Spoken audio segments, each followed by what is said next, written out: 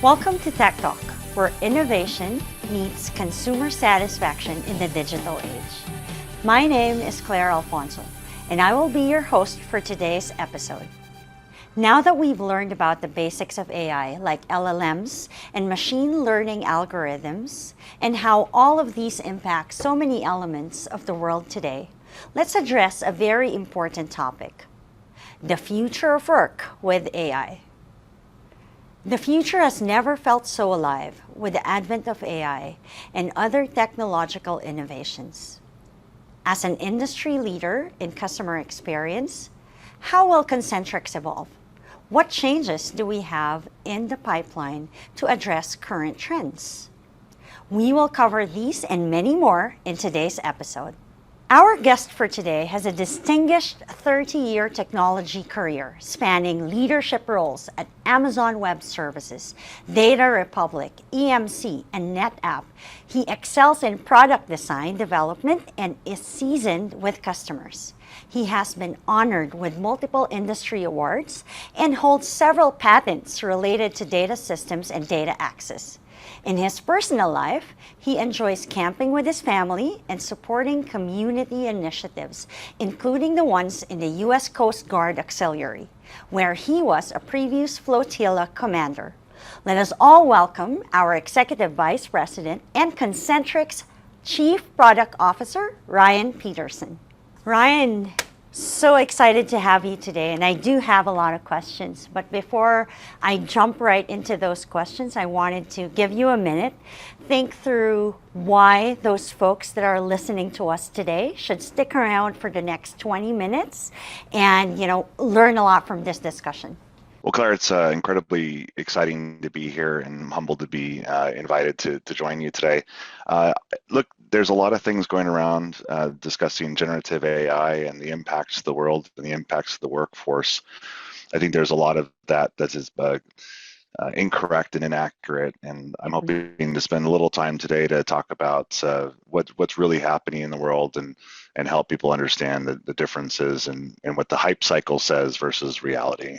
That's going to be really interesting. I think a lot of people know about the hype as we see on social media and all of these platforms, but as to what's real and what's the real score behind it, I think that's going to be, great thing to discuss today. So I'll start off with, a list of questions that I have, but I wanted to start off with, what do you think are the upcoming trends in technology that will shape the future of customer experience? I think this one is the most relevant to us in this industry. Very few things have excited me in the technology world over my 30-year career. And mobile, of course, when mobile came out, that was a big change, a big step change. And I think, there's very few things I would call my mom and tell her, oh, you need to look at this. And, being in her 70s. And so I got my mom onto, OpenAI, ChatGPT as soon as I got onto it, I think maybe 2 or 3 days after it launched, because I just was really excited about what it's going to ultimately do. But let's be clear, right now, it's a very cool tool for things like creative writing, creative management. Yeah. I think of it as like a calculator for language, right? So the calculator came out, and it disrupted and it changed the way that accounting as a profession, for example, really diminished after the calculator came out, because you didn't need to have as many people doing all that typing. But then it all shifted over to technology businesses that started creating computers, and it expanded into a whole different market. Let me add on to that question a little bit. I wanted to kind of zero in on financial, BFSI, right?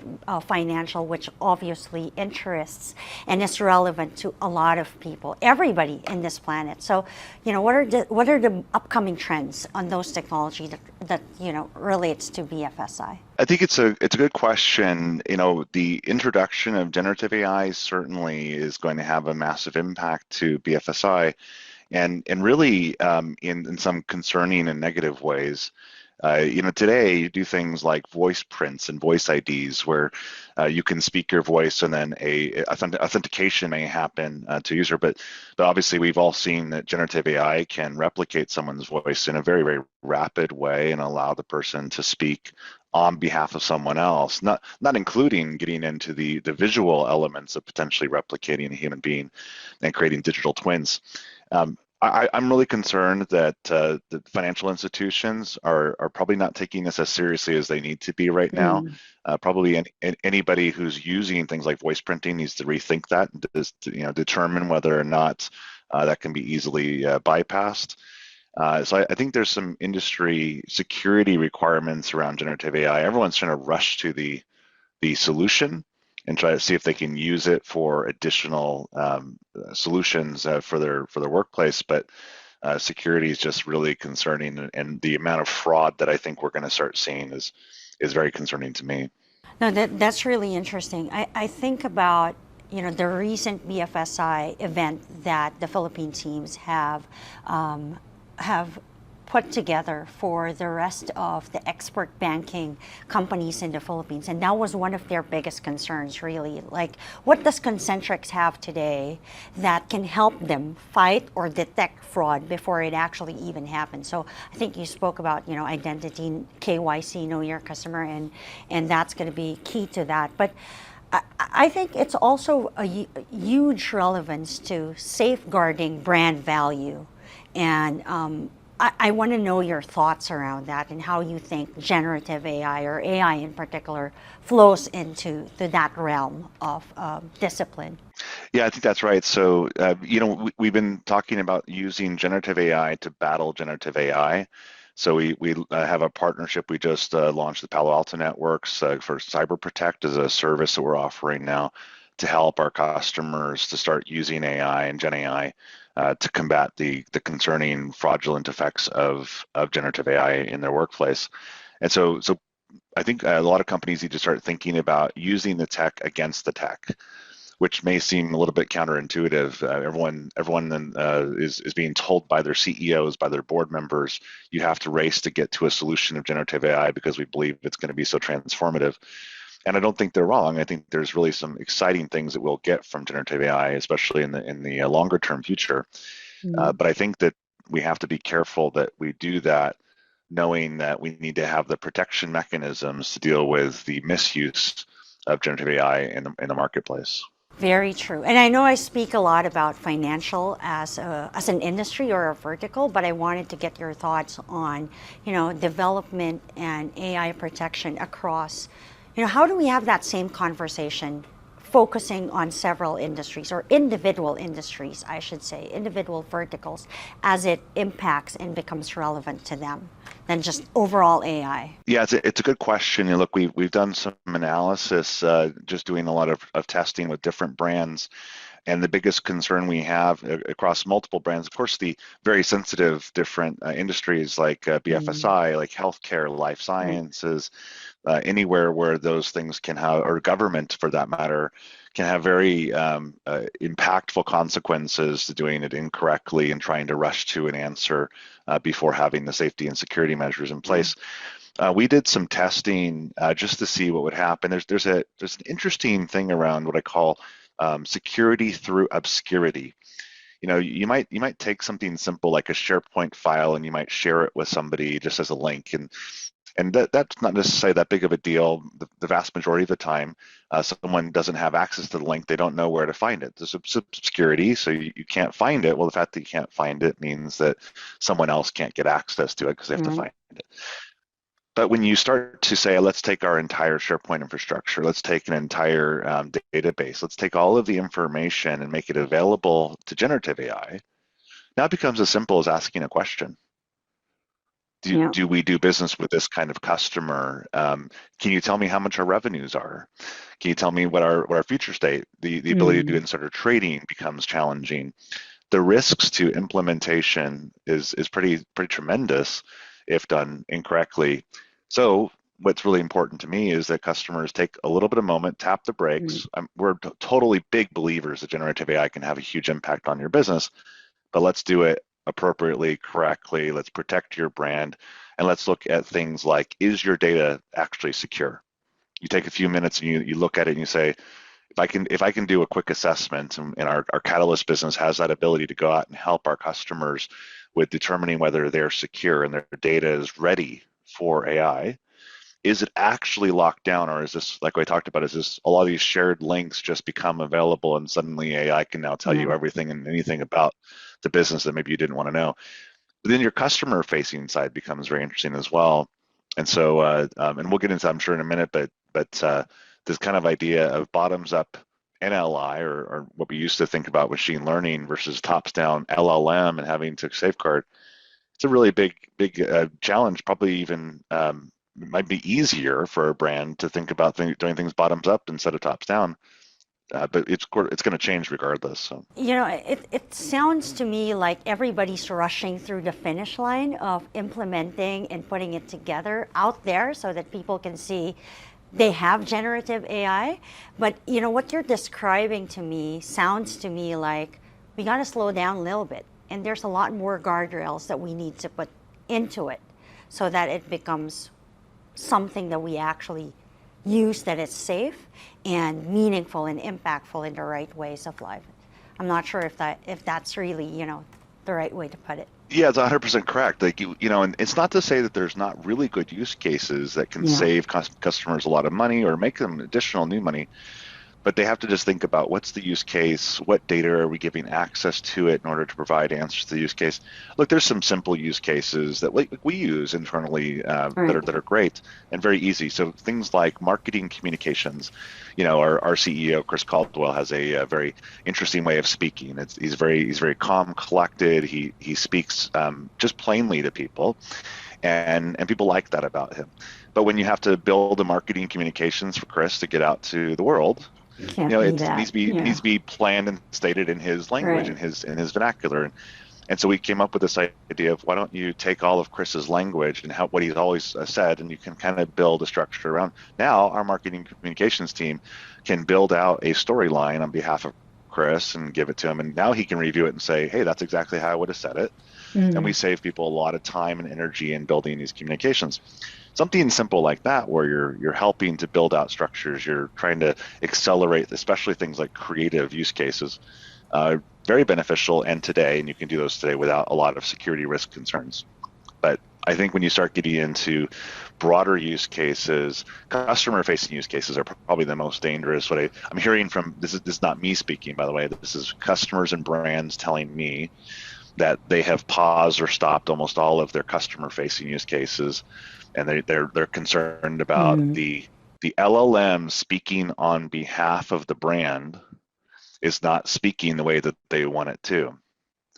And I try to analogize this to our own company, Concentrix. We call all of our employees game changers. We truly believe that every single employee can and will change the game for our clients and our customers. Game changer does not translate very well when you go across languages. And so if you took the word game changer, I've heard people say things like, well, it literally means to change your clothing while playing a game. Depending on how you translate it into a different language. Interesting. Well, so you can't take a wide LLM and say, let's go speak on behalf of the brand, when something like that goes in and then you translate it and uses an LLM to translate, suddenly it's wrong. So what's special about Concentrix is that we have hundreds of thousands of game changers who are every single day human in the loop, checking to see if the conversation is correct, is it accurate, is it being stated correctly, and we can then create the language translations that are required for that brand to have a better experience. So over time, we'll create better and better and better interactions, like we have though for over 10 years, 20 years, in building things like RPA and pre-LLM is the machine learning, deep learning, and making it so customers can get to 70% containment and deflection rates within their IVRs. We've been doing this for years, and we'll continue to expand that out a little bit more as LLMs become more capable and more secure. Absolutely. And that brings me into a good segue to my next question, which is really how do you see Concentrix and its solutions evolve as we delve into this more into the future? Yeah, that's a great question, Clara. The company has over 250 different technologies that we've designed and built for our clients over the years. Now, we've done that in what I would call pods. So the Mm. LATAM business might have built something, previously with WebHelp before we acquired them. They would have built some technology for some of their Right. clients. And we've done this across the different globe. And with 250 fantastic technologies, really diamonds in the rough that you look and say, these are really unique and special to our game changers and how they interact with their clients. We've not yet thought about how we consolidate some of the fantastic capabilities into one story. That's what I'm here to do, is to bring some of our technologies and consolidate, make them more powerful. But also, we thought, why don't we make some of these capabilities available to our clients? Yeah. So we hear it a lot that customers will say to us, "We're really glad that you're the best out there. We think you're amazing. Your agents are the best agents. Your advisors are the best advisors." How do we make it so, though, when we need load balance some of our internal resources and we want to make them just as good as your resource, how can we do Yeah. that? Why don't we make that technology available to them so they can also increase the satisfaction of their clients and their customers from their own agents internally? And so we're gonna help them with that already existing base Yeah. of people, make them just as good as our advisors are within our organization. We'll focus on building three major capabilities out based on technologies we already have. We're going to be building a group of products I call wisdom products. It's around helping our clients be more wise about the decisions that they're making Like that. for their businesses. And those are all things around our knowledge-based capabilities and knowledge management. It's going to be a lot about customer data platforms where we can help them tie different pieces of evidence and data together to create the best insights, and that kind of thing. And then we're going to go into the second piece, which is, really customer self-service. A lot of people, this is where generative AI Right. potentially is going to meet that customer on behalf of the client.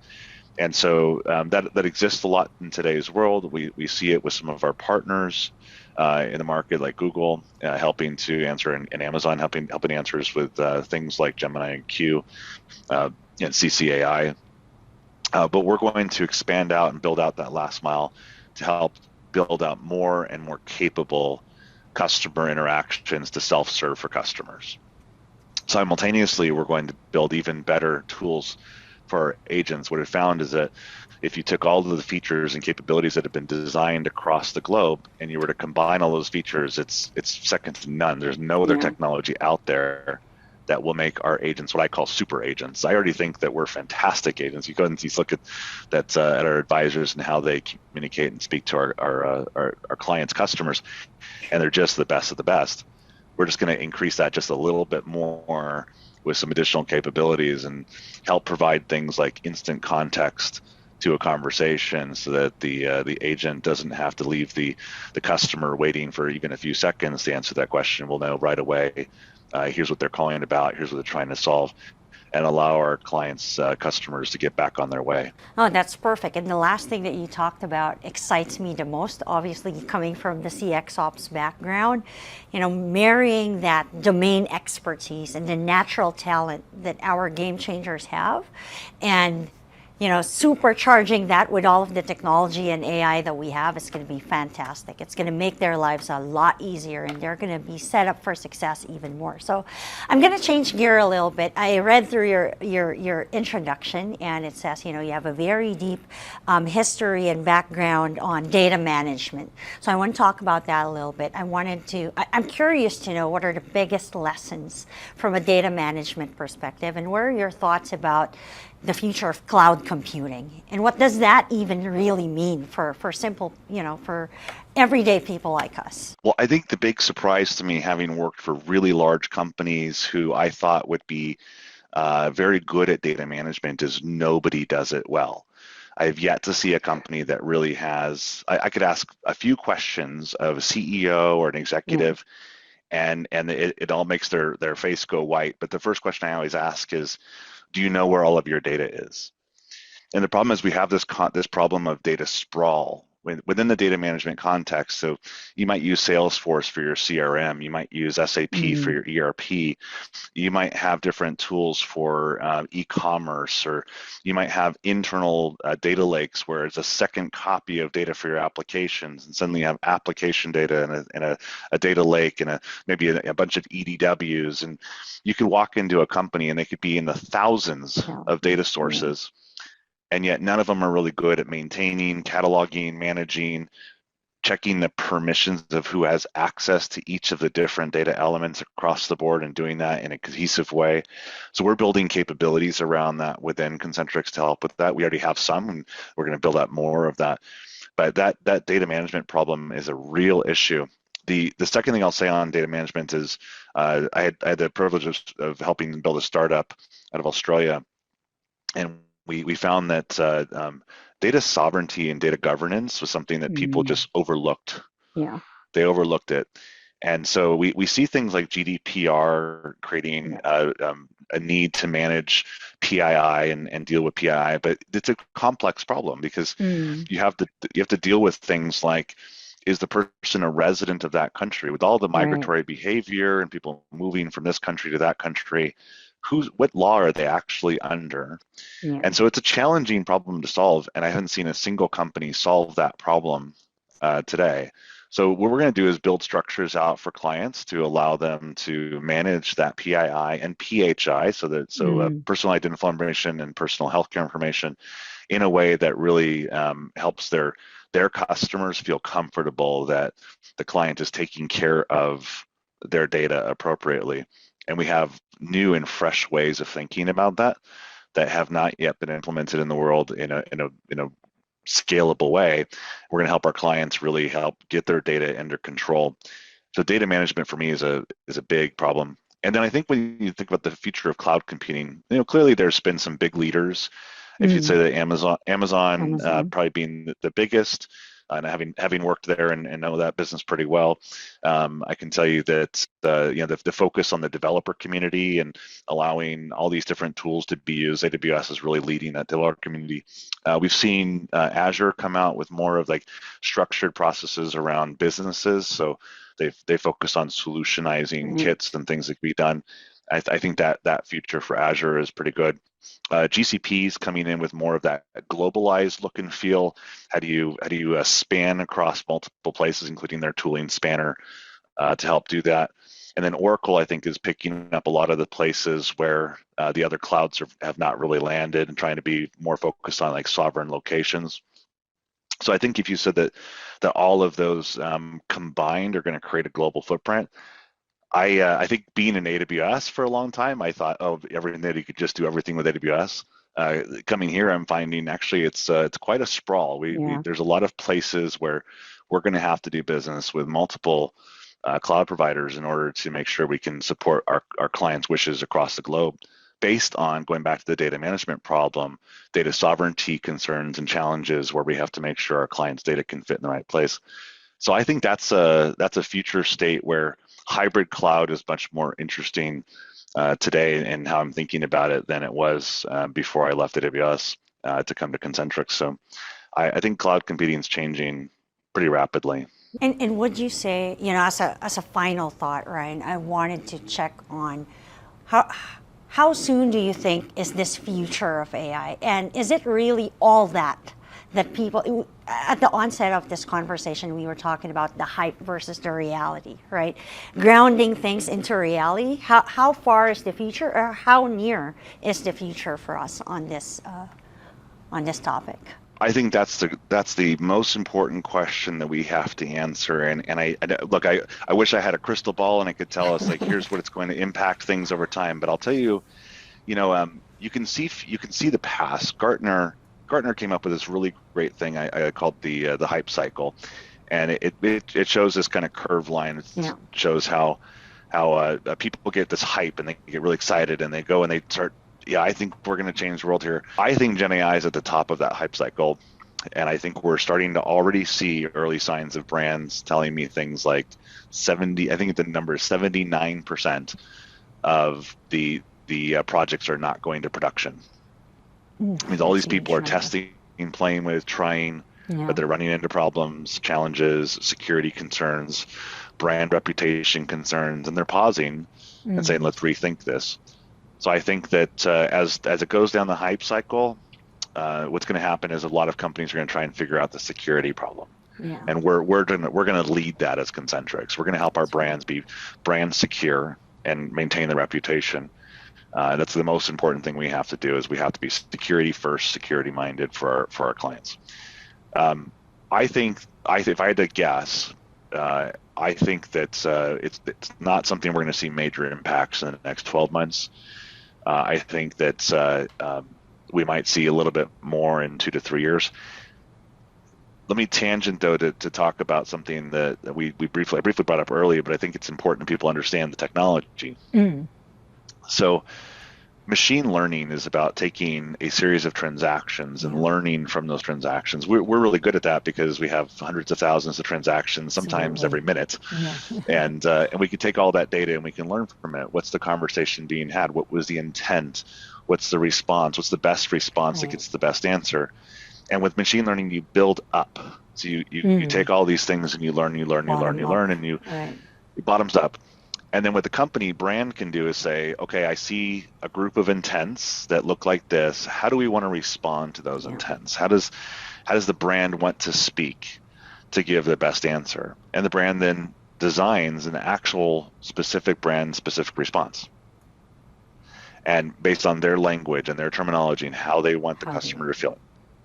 Now, what a large language model does is says, let's build all of that machine learning up, but with the global context, with 170 billion parameters that potentially could cause an answer. And that's very valuable in the sense that it gives you the whole world of potential responses. But it doesn't give you brand specific information. It doesn't speak on behalf of a brand. It gives you an answer regardless. We're finding that about 20% of the questions asked are answered correctly the first time. And you could see that if you go to ChatGPT and you ask a question, how many times do you need to follow up and give it more information to get you the right answer? But it'll give you an answer that's wrong. It'll just tell you, here's an answer. Oh, that's not what I was looking for. And you have to know that that's not right. Right. And so this whole idea of learning how to prompt to be able to get the right answer. Correct. Prompt engineering and teaching people to prompt. When you're on a phone call and you're trying to get to an answer, your brain's not thinking, let me figure out how to prompt the AI bot to respond correctly to the question I'm trying to give. And so you might actually take a lot longer to get to the same result, which just reduces your customer satisfaction. So here's the problem. So you have this world of 170 billion parameters, potentially hundreds or thousands of potential answers to the same question that someone might ask. So what we're seeing, and we saw this as an example with Klarna, who came out as maybe the first to say, hey, we're using LLMs to answer our customer service, is they've had to put blocks around it, or we call guardrails around the answers. So here's the intent question. We're gonna allow these answers, but we're gonna have to block all these other answers. And they start to cut out things like it carves it down. So you're taking the 170 billion parameters and you're saying, yeah, but I only want to answer questions. And so you're having to take a tops down approach of cut.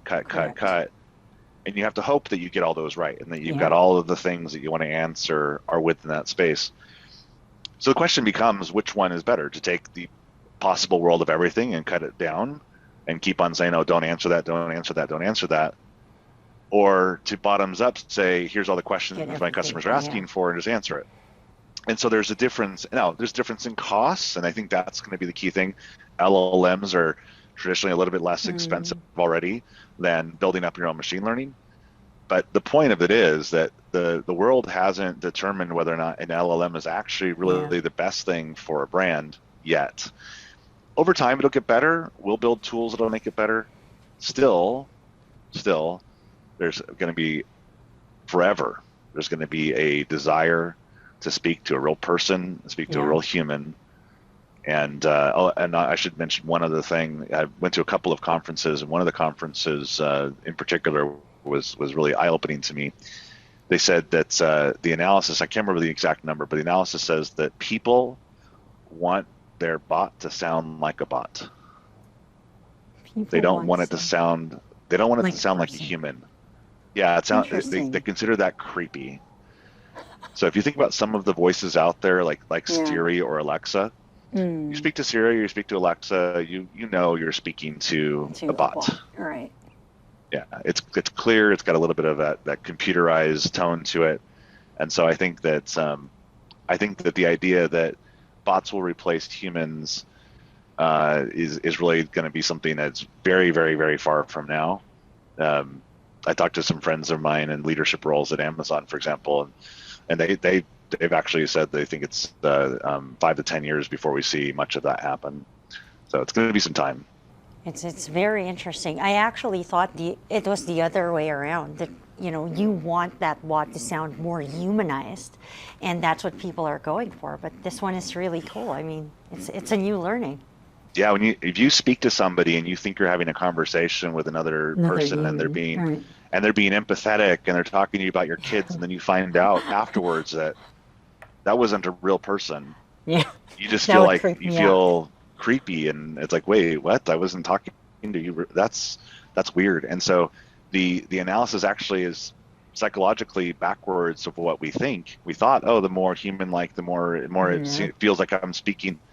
And that's not ended up being the case. Now, there's a certain percentage that will be okay with that and like that, but it'll be very interesting. Or maybe potentially over time, as people get more confident, more comfortable with AI sounding more like humans, maybe they'll get used to it. Maybe the younger generation will grow up with it and be comfortable with it. So it's hard to know how it's going to ultimately impact. But today, people don't like it, which I find interesting.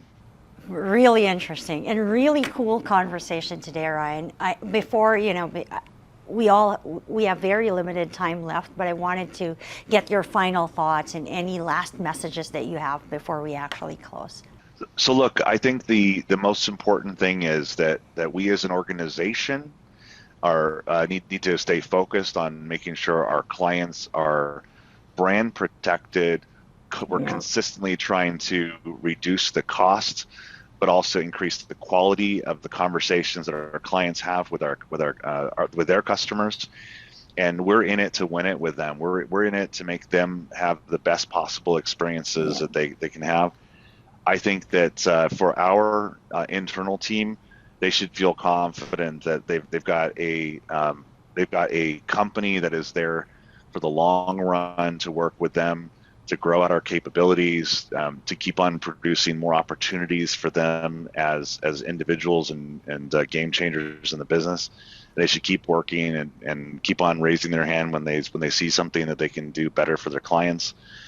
We're here to change the game, and we're going to do more and more and more of it. And you'll see more and more technologies come out that are going to make that even better, faster. I'm excited. I see nothing but upside and opportunity for the company and for the people that work for us and for our clients and for our investors, frankly. I think this is going to be just a really, really great run. The next few years is going to be really, really fun. It will be fun indeed. And we're so thankful to have you today, Ryan. Thank you for spending the time with us, demystifying what AI is, right? What's hype and what's real. It was a very interesting conversation. I learned a lot myself, so I'm sure the listeners did too. But thank you again for being with us today. And, we'll talk again soon. Thank you, Ryan. Thank you, Claire. Appreciate being here. Hey, thank you everyone for joining our podcast today. Really exciting to speak to you. I'm looking forward to learning more. If you enjoyed this conversation, please hit like and subscribe. Join us for the next conversation on Tech Talk.